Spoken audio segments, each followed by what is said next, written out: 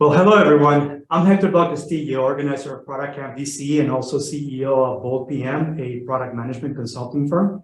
And today's discussion is about how to find your next product dream job in 90 days. And of course, we're going to go into a process and we're going to talk about the theory behind it and also talk about the current situation for many of you who are in product roles and finding yourselves now currently actively looking for your next opportunity. So what we discussed today is, number one, what is the current situation? And if you're in this kind of scenario where you feel like it's hopeless, I got good news for you, you're not. And there's ways that we can actually start working together to help each other and encourage each other, support each other through the process when we're looking for our next opportunity. And this quote from Milton Berle kind of sums it up. When you're job seeking and you're actually doing this from a place where you got no other option, you've got to create the opportunities. If the opportunity doesn't come knocking to you because no one's approaching you on your LinkedIn profile, then you need to start going out and knocking on doors, just like any old school door to door. But now the beauty of this is you can do this from your own laptop digitally. And this is what we're going to be describing is the process of which you can use all this the digital world to actually find your job when you can't, you're not getting enough viewers coming in either to your personal website or your profile. So that's what today's discussion is. We're going to talk about the current situation. Just going to briefly go over what most people started saying middle of last year, all the way up until end of last month in January, and talk about what the analysts and experts are projecting is happening in the job market, specifically for product managers and product related roles. And also then we talk about the process that I would recommend that I've been using myself, and I actually coach people who are looking for their next dream job in product when they know that they now need to get into a different role for different reasons. We'll discuss that further. So number one, Visual Capitalist published this just at the end of last year, tracking all the tech layoffs. And if you add this up, it adds up to something like almost just slightly below 90,000 jobs that have been lost just in 2022. This does not include additional layoffs that have happened in January of 2023, all in tech companies. If you look in here, these are the big companies that my criteria, large enterprise, and large tech companies have been overvalued for some time. But the amazing thing is that, they became trillion-dollar valuated companies, they're publicly traded companies, and they lost billions in valuation in 2022. And this includes Meta, formerly Facebook, and Amazon and Twitter, Tesla. Of course, Elon Musk has lost a lot of brand equity. It's gone down, not up. And that's impacted all the companies that he's run, including not just Twitter, but also Tesla for different reasons. But we can't get it, all of those have equated into massive layoffs. And many of them sadly have included product roles. And that means product managers, product owners, product designers, developers. If you're working on a product-centric organization, you got lots of different titles that have product in front and then something else, not just product managers.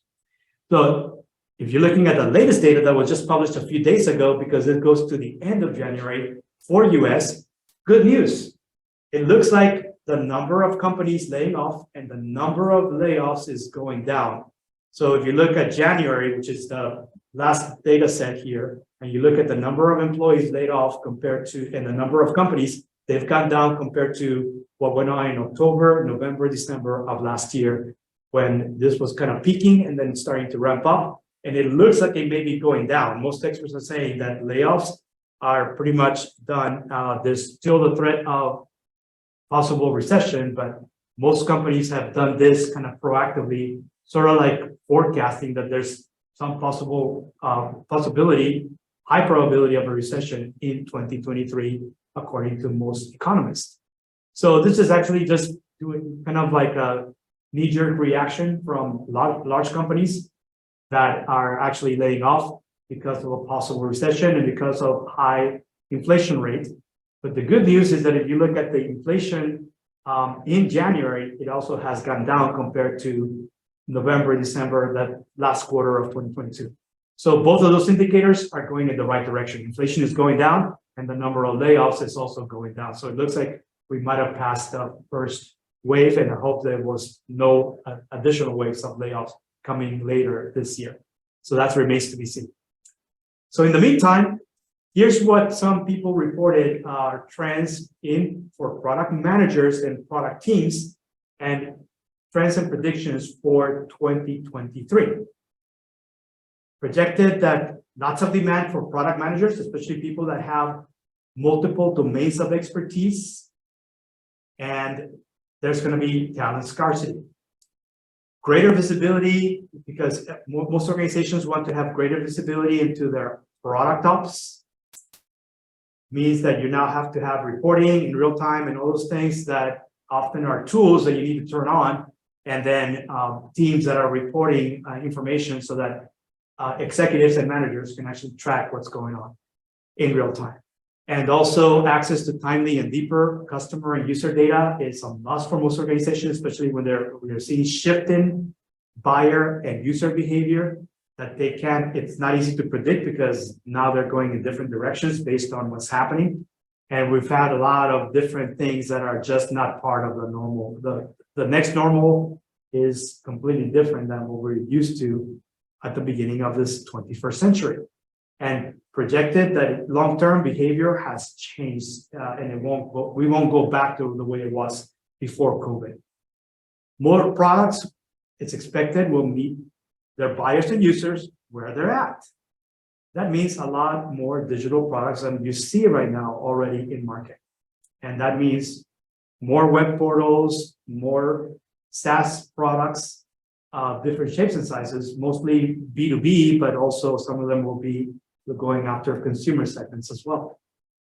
And then finally, sort of like a pace to increase the resiliency to avoid getting into things like supply chain disruptions, even avoid or eliminate any kind of ransomware attacks, anything that would seize or stop your business operations when you're mostly done running in a digital world because you have an e-commerce model. You want to make sure that you build resiliency into the infrastructure and platforms and applications that you're running that are providing revenue streams for the organization. A lot of product management is needed for all of this because there's a lot of discovery and a lot of improvement, and not just incremental improvement, actual transformation going on. We're in the middle of the digital age revolution. And 2023 Product Job Forecast is saying the following: 43% of companies are hiring more product managers, but also it's expected that, and so I think we have some of you that are right now either happily or gainfully employed, maybe not so happy, but gainfully employed, maybe unhappily employed, and looking for your next opportunity because you don't see a way to move up within your current organization. 26% of experienced product managers that are gainfully employed, looking for the next opportunity, are planning to leave the job in 2023 to go somewhere else where they can get a promotion. And so good news is there's high demand, but there's also a lot of either people looking for promotion and they see a real ceiling within their organizations that they're better off looking for their next opportunity outside of their current organization. And then also product management roles that are still high paying, and everybody got bumped up in 2022 across job roles. It also happened in product to product people that are gainfully employed today. So there was a bump, and often the people that didn't get that enough of a bump up in their salaries. That's just one of the reasons why they're looking for the next opportunity to actually achieve their current market rate because they may be behind. And lastly, as of the end of, this is actually data from the Department of Labor, the latest that was just published a few days ago, saying that in January, new jobs were created. These are new job openings in US that are in the professional and business services. And voila, this is where product management falls. Professional and business, and product management is mostly a business role rather than a product development role. We'll get into that discussion, but it's considered a business role in most organizations. And those are the type of jobs that are being created, brand new jobs that got created just in January of 2023, according to the Department of Labor. Of course, this is fairly broad, so more detailed but there's new openings and you should be looking to see which companies are hiring, because they may not be the big ones that you have on your hit list right now. And this is where a lot of discovery needs to occur, trying to figure out who's hiring right now, in specifically the job roles that you're looking for. And the challenge is, and we talked about it, either you, in some cases, when you do have experience, you may be deemed as overqualified. A lot of ageism in place in different companies, and you need to show and prove that you can meet the buyer expectations. And the buyer in this case is your employer, your next employer. And according to Marty Kagan, and Marty Kagan is on the Silicon Valley product group, says the challenge of any successful product manager is that you have to have not one, not two, but multiple domains of expertise, and usually at least 4 where you have expertise on, not all of them being technology. So deep knowledge of your customers and users. Everybody wants a product manager that understands buyer behavior and user behavior and can now bring that information back to product teams to figure out how to improve or deliver a superior customer experience in accordance to customer and user expectations. Well, that doesn't magically appear in your brain. It requires a lot of market research and experience in studying markets and segments, customer segments and user segments across industries in many cases. And so doing any of these takes a lot of work. And usually it helps when you have done it before, because it's a step and repeat to conduct market research when you're entering a new industry, you're studying a new segment, you're just, you're aware of the things that need to be done and how to avoid any pitfalls that end up in errors and omission in the information you're collecting.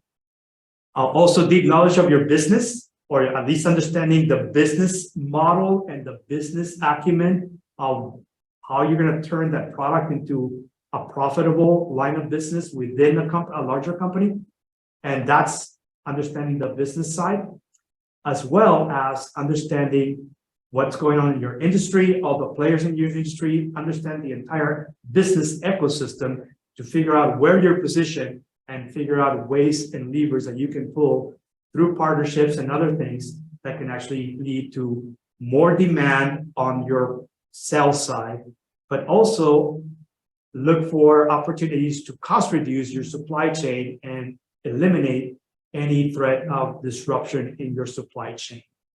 So all of this is things that you want to do as a deep knowledge of your industry as well as a product manager. And then information about the data that you have and how are you going to, where do you need to improve and how can you actually create the right data and the right structure so that it is usable by other functions within the business, but it also will help you in figuring out what's next as far as what you do or don't do when it comes to possible new products or ways to improve current products that are selling well, so that you're making data-driven decisions and not just gut decisions. So these are 4 domains of expertise, but of course, when you take into account that you may have also multiple technologies, it's even more depth on things, and you need to have at least a 4 or maybe a 5 leg stool, I will call that a table instead, of expertise to be superior product manager that can go to any organization that has a need for somebody with your expertise. And then, of course, you've got to, if you look at yourself as a product, you're the job seeker, you're the seller, you need to actively sell your strengths. Focus on your strengths and create a unique value proposition And that means that just like we are able to come up with, assess and measure product to market fit, then you need to do this when you're in the job seeking process, assess your own candidate to market fit. And make sure that what you present yourself is highly desirable to the right employers. Whatever they're asking on the description is feasible. You can prove that you've done this before for someone else, and that whatever it is that you're asking for as far as salary is congruent with what their salary range is. And you need to find the sweet spot, and that kind of gives you a set of companies that will be candidates for you to continue to study and just wait for the right opportunity, the right job to come up. So this is where you start assessing that candidate to market fit. So I put together this 5-phase that actually is a 90-day job search roadmap, so to speak. So if you're the product, you're the candidate, this is your roadmap as to how you're going to get to at least one, if not multiple offers. We start with the preparation phase. We talk about the days that you spend and the activities that you do in the way you assess the market and the industries of the possible companies, and come up with a list of companies and job roles that are actively open, and then start applying as fast and furiously as possible so that you can get to interviews, and then measure your offer to loss analysis and make sure you're tracking everything that is in here, because in essence, this 5-step process, the way you're doing the preparation and assessment, you're actually creating a 5-stage sales funnel for finding your next job opportunity. And those of you who have been involved in designing marketing and sales funnels know that it all starts with having enough leads, enough understanding of what is the right number of leads for you to get to the right flow of business. In this case, you're trying to get at least one, or if not more offers.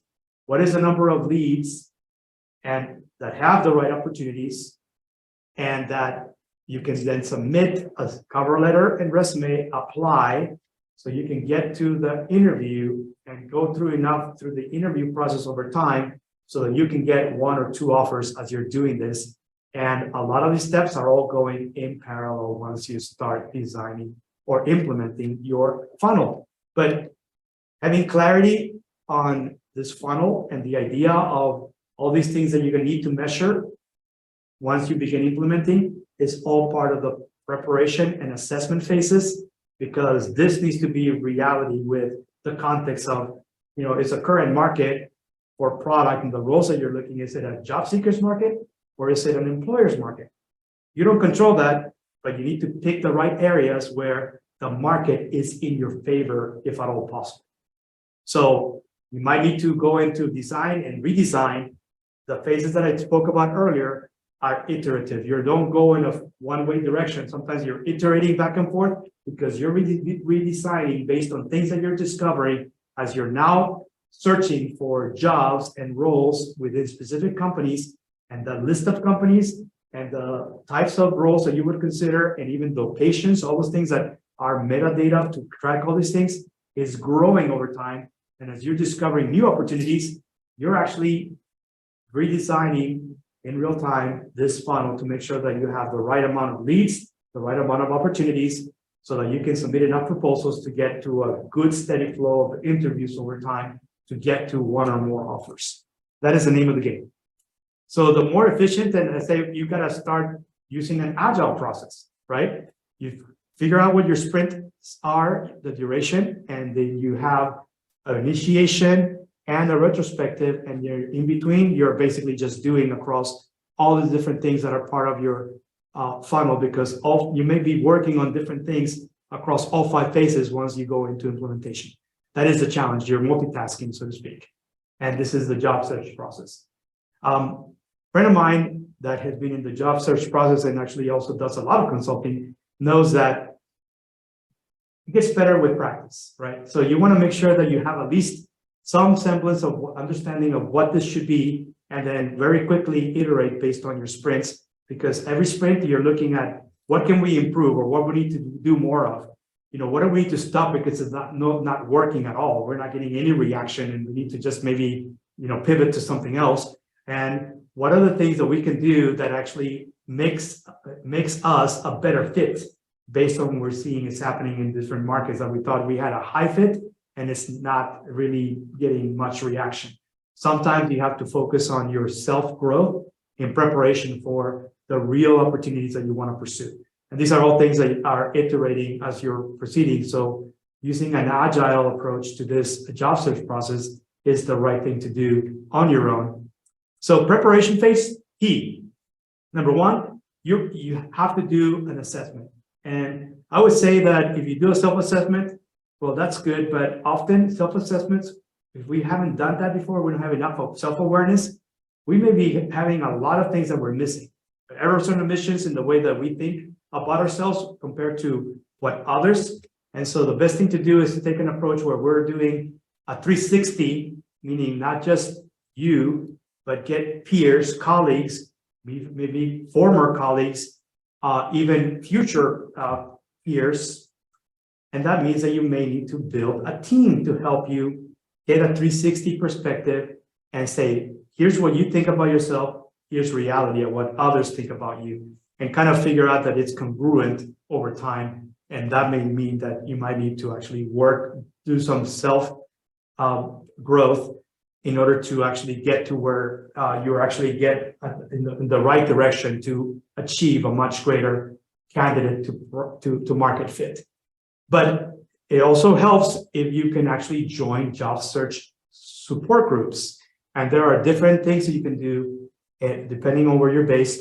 And this is where I usually will coach people on identifying these groups because they're available near you. You just have to find them. And then make sure that you bring in people who actually are looking for product roles and actually can help you understand the search specifically for your next product job, so that you can actually start sort of like encouraging and supporting each other in what you're doing.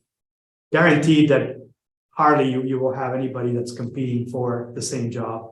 There's lots of openings and everybody has different criteria as to what they want to do next. And when I work with people, I find that most people are not competing. They're better off working together rather than on their own. And also create or update your career or life plan. And actually, I want to ask a question. You can type into the chat. We can get into this conversation. How many of you have actually done a career plan before or a life plan? What I find is that even when we have lots of experience, we're too busy working. And we're not doing enough of the last bullet, which is to actually continuously update our own career plan to see, this is where I said 3 years ago I was going to be. Where am I now? And what I need to do to actually, do I still want to be going in that direction, or I need to adjust? And what do I need to do if I am going and I've been going in the wrong direction? What corrective action should I take? And make sure you actually are working towards prioritizing those things that you need to do. In the assessment phase, you are now conducting real market research, whether you're going to peers and get their feedback about the impression of working with you because you either worked with them before or that they actually are working in different ways, not necessarily doing work, but you're doing other things that you have been working together in other things. And that's a way to get better feel for people's opinions and perspectives about you so that you can actually start taking corrective action if needed. But you want to have a real outsider's view of what is your candidate to market fit.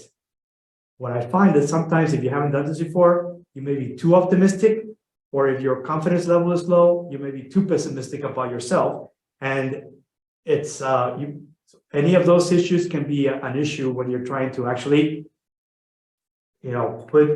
sell yourself, market yourself in the way you present yourself on a cover letter and resume, and the way you present yourself, and also impacts how you actually prove to people during an interview that you're the best candidate, regardless of who else they're actually interviewing as well. And it's all about figuring out how to market and sell yourself while you're in the job seeking process. The more information you have and the more details you have and the more clarity you are as to what are the things that you like and the things that you don't like, and be upfront and transparent with whoever it is that you're interviewing with, the easier it'll be for you to discern whether or not that's the right opportunity for you. And it also makes it easier for them on the buy side as an employer, whether you're the best fit compared to anyone else. And you got to continue building your referral network. Another thing that I find is most people just don't have a large enough network because they're too busy working, and they may be building their networks, but they're all within the same company and not outside of the company. And often in the job seeking process, especially if your company laid you off and they're not hiring right now currently for some time, you might need to actually start building relationships with people who are in other companies that are hiring today. So these are all the things about figuring out all the things that you need to do that will help you kind of get a referral network in place that can refer you to opportunities as they occur in the right companies. And then the application is basically about identifying your unique value proposition and then be able to clearly and briefly enunciate that in your cover letter and in your resume for each and every role that you're applying for. Because the whole purpose of this marketing collateral, your cover letter and resume, sometimes there's other things involved, especially if they're asking you for physical evidence or proof that you've done some of the things that you're claiming on your resume. But it starts with that. And the whole purpose of having this is to make sure that you get to your interview process as quickly as possible. Avoid, them looking at others and then set up you as a top ranking candidate that needs to be interviewed right away. So all of that should be reflected as you apply on the cover letter and your resume. And then plan your follow-up actions to let them know that you're interested and that you're following up on a regular basis. Then in the interview process, it's all about identifying, assume that you're going to get the job, ask for it and go beyond. Say, if I was in this role and here's why you need to hire me, I would do this, this, and this. If I just heard the reason why you're hiring right now is because you need somebody to do this. I've done this before, and here's my portfolio of stories that I have. You can do this if you've done enough research about the company for which you're interviewing for, and if you know the hiring manager and even the people that you're interviewing with ahead of time. This is what I work with many people is because we do a lot of not just company profile, we actually figure out who you're interviewing and their title and their role and why are they even interviewing you from the job description. And then you can present those OKRs and KPIs to them during the interview saying, if I'm in, this is what I would do in the first 90 days of me coming on board. So if you're interested in somebody doing this for you, hire me because I can get this done in the first 90 days. Later on, we can do other things. But you're talking from a position of strength because you know that you've done your homework and that you know what their number one reason is why they're trying to fill this position right now. And that you nail the interview and then you're tracking all the jobs and all the opportunities that they're still maybe thinking about it and making sure that you're following up on a regular basis. And in the measurement phase, it's always good that especially if you think that you have a high candidate to market fit within certain positions that you've applied for, but then no one is, you submit the letter and resume and you're not getting any calls to interviews. Or you may be getting interviews and then it's crickets and nobody's getting back to you with an offer. Well, you got to perform just like you do a win-loss analysis for your product. You've got to do in the measure phase an offer to loss analysis and measure why, if you think that you're a great fit for this type of roles in that particular industry, those type of companies, why no one is getting back to you and making you an offer. This is all about retrospective that you can then figure out how to adjust if you're following an agile process in the way you do your job seeking. And finally, key takeaways. Even though it looks like it's hopeless because if you're seeing and you're hearing and all the news focuses on the negative, tech layoffs by the thousands and blah, blah, blah. The good news is that it's still a relatively strong job market for experienced product managers. If you're shifting into the product role for the first time, there are things you can do, but it will require you to actually do some professional development first. And there's things that you can do to actually, in the preparation and assessment phase, to actually bring up your candidate to market fit by pursuing certifications, certificates to prove that you have the knowledge to do the job for the first time. Whether you're applying for a product analyst or a junior product management role or a product owner role that is, junior, there's ways of doing that, but also only a certain type of companies that have those type of roles that would consider bringing somebody in who doesn't have the expertise, because they're going to be matched with somebody that has experience and has been with the company, and they're shadowing that. Not all companies do that, and certainly not the mid-market companies that I work with, because their problem is that they just don't have enough product resources. It usually will be large enterprise, but you have some time before larger companies will start bringing on board brand new people into product roles. All of this stuff is what you need to do. The other good news is that U.S. unemployment as of end of January is down to a record low 3.4% across the whole country. This includes not just product jobs, this is all jobs, and many of them are those 82,000 jobs that are professional and business type of roles that are brand new. And this is our lowest unemployment rate since May of 1969. So even though it doesn't appear so, this is a strong job seeker market. You just have to figure out how to present yourself right. And if you're following a process similar to what I just described, this is what would work in actually getting you to get an offer as quickly as possible. So I'm going to open up and pause for questions. I haven't been able to share in the chat, but I'm going to actually stop sharing and go back to the title mode and kind of see if there's any questions in the chat. If you haven't asked your question, you can also open up your webcam, raise your hand, and I'll call on you as well. So it says preempt trends. These are not my own insights. These are actually published reports, and I can send you a link where you can download these reports. The issue is some of these reports are only annual. So the last one that is currently available it was published in the middle of 2022. So the next publication for this year won't come out until May or June of 2023.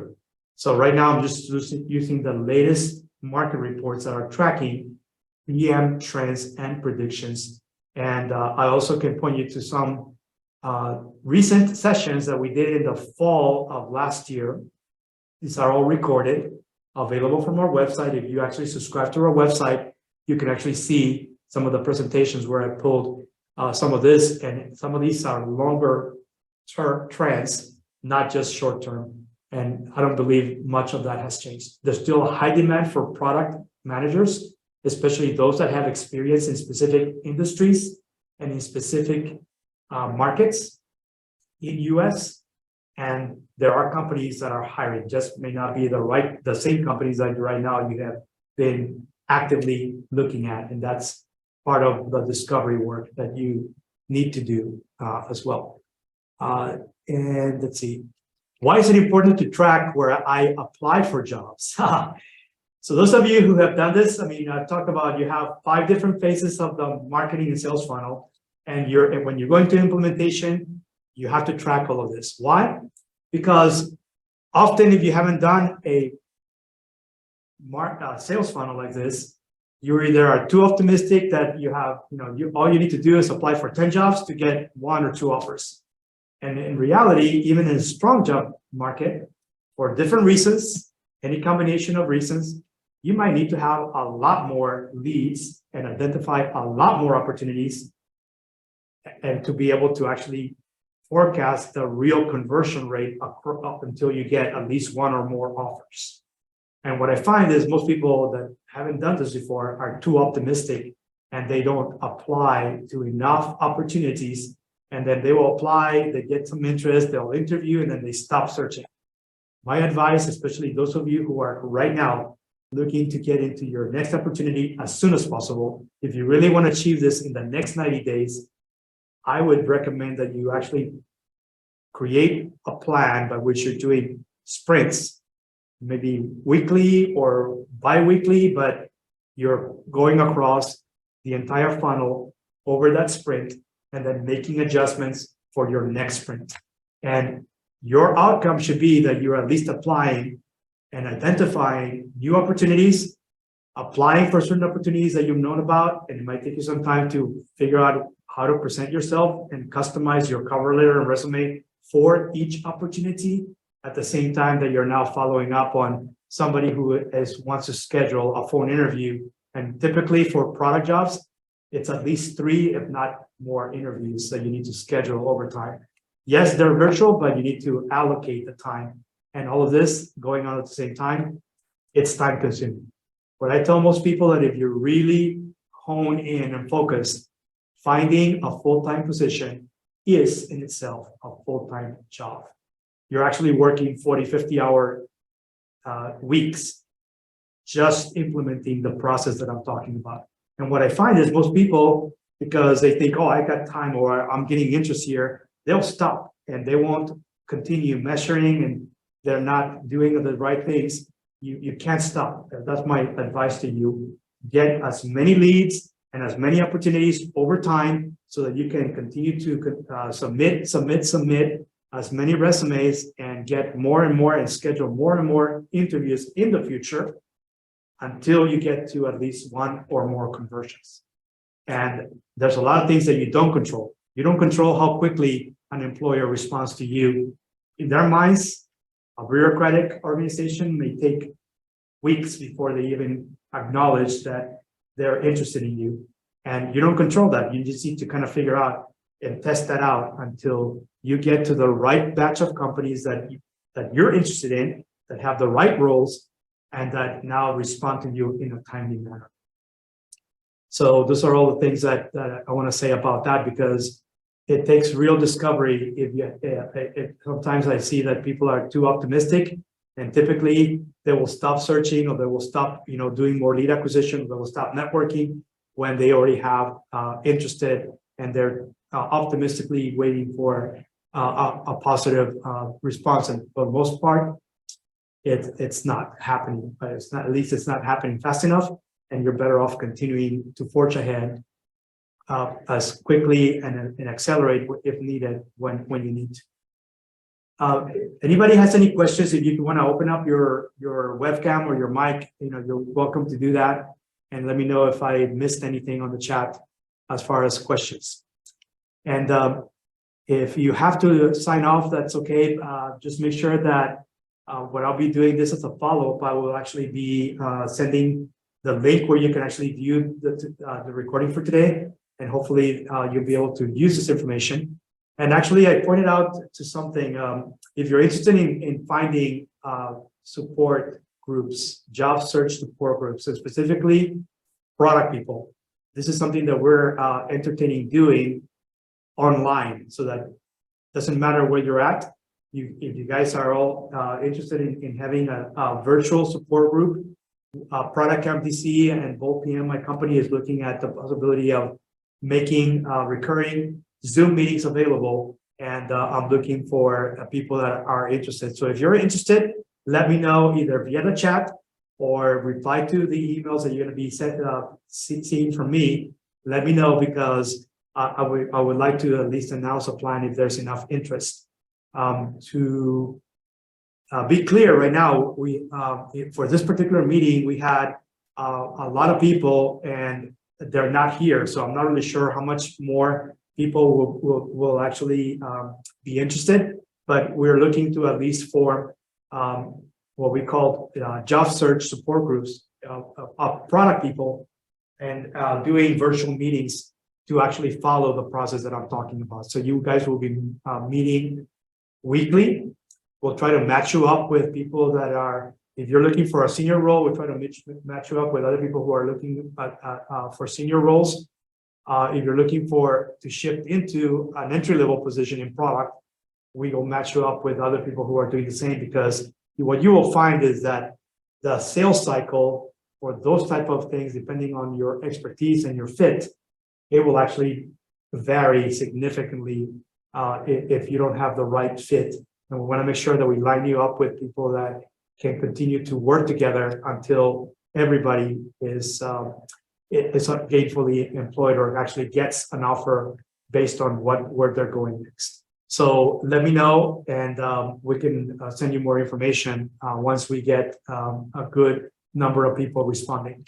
And we'll make sure that we can have additional conversation offline for people specifically looking to join some sort of job search support group, and when these are all product people. I would encourage you to, if we're not connected, to go ahead and connect with me. I'm actually going to share my LinkedIn, the short link to my LinkedIn profile, so you guys can connect with me. Let me know, just let me know that you attended today's discussion, and I'll connect with you, and then we can follow up after that once we connect. So once again, I want to thank all of you for attending, and hopefully we'll be able to see each other again soon. Thank you so much, and have a great rest of your week. Take care.